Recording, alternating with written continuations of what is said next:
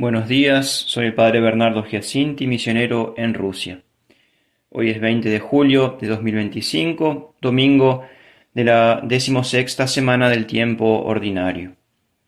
Evangelio de nuestro Señor Jesucristo según San Lucas, capítulo 10, versículos del 38 al 42. En aquel tiempo entró Jesús en una aldea y una mujer llamada Marta lo recibió en su casa. Tenía ella una hermana llamada María, que sentada a los pies del Señor escuchaba su palabra, mientras Marta estaba atareada en muchos quehaceres.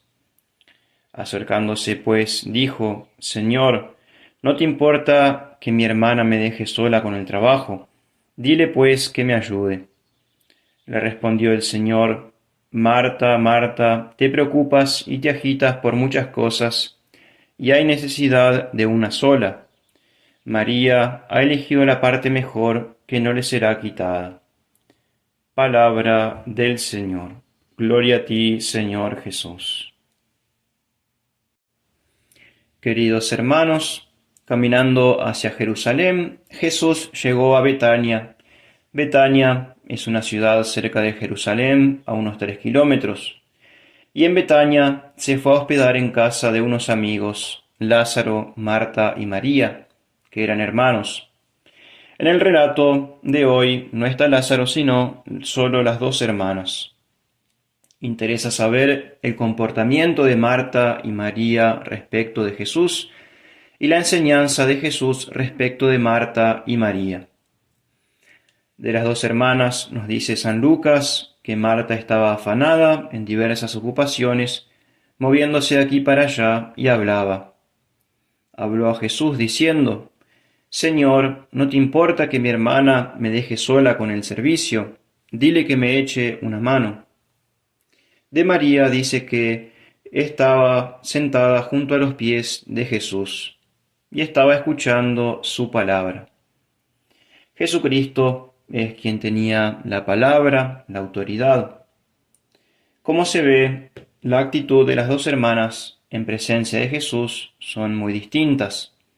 Marta se preocupa y hablaba, María solo escuchaba. Y a cada una Jesús tiene una respuesta, un mensaje.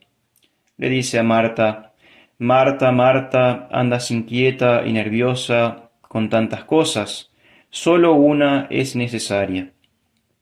De María dice: María ha escogido la parte mejor, que no le será quitada. ¿Y qué significan las palabras de nuestro Señor Jesucristo? En primer lugar, las palabras que Jesús dirige a Marta no son un reproche de su actitud. No dice que esté mal el ser hospitalario, porque la hospitalidad es una virtud que nace de la caridad. Tampoco niega trabajar y servir. Dice Mateo 20:28, el Hijo del Hombre no ha venido a ser servido, sino a servir. Jesús por eso no reprocha la caridad de Marta.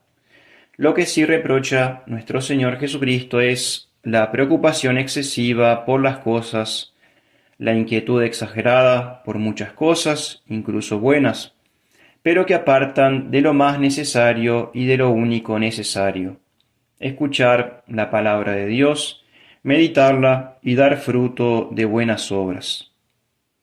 Y que podemos también agregar que es aquel de la parábola de Cristo, aquella persona simbolizada en la semilla que cayó en tierra fértil.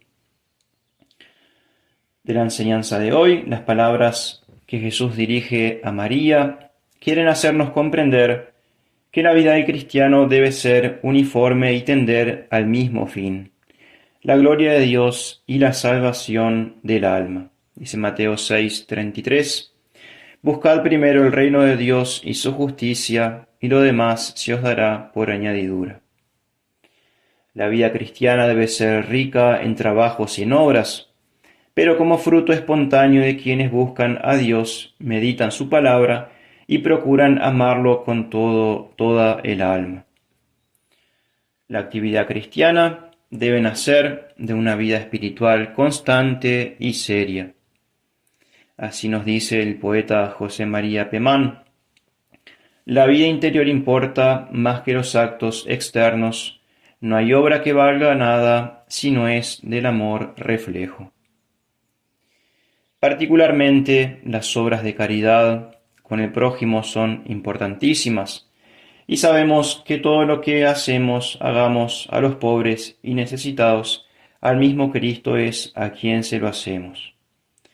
Pero no existe ningún bien mayor que podamos hacer al prójimo que explicarle la palabra de Dios y animarle a cumplirla. Por esto enseña San Juan de la Cruz en el Cántico Espiritual. Adviertan pues aquí los que son muy activos, que piensan ceñir al mundo con sus predicaciones y obras exteriores, que mucho más provecho harían a la Iglesia y mucho más agradarían a Dios, dejado aparte el buen ejemplo que de sí darían, si gastasen siquiera la mitad de ese tiempo en estarse con Dios en oración, aunque no hubiesen llegado a tan alta como ésta.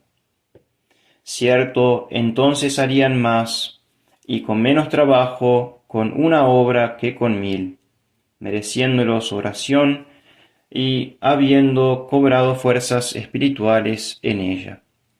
Porque de otra manera todo es martillar y hacer poco más nada, y a veces nada, y aún a veces daño.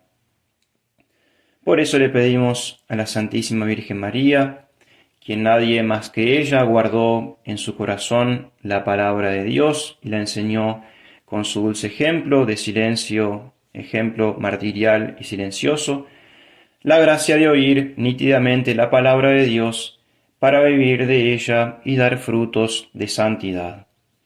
Ave María Purísima, sin pecado concebida.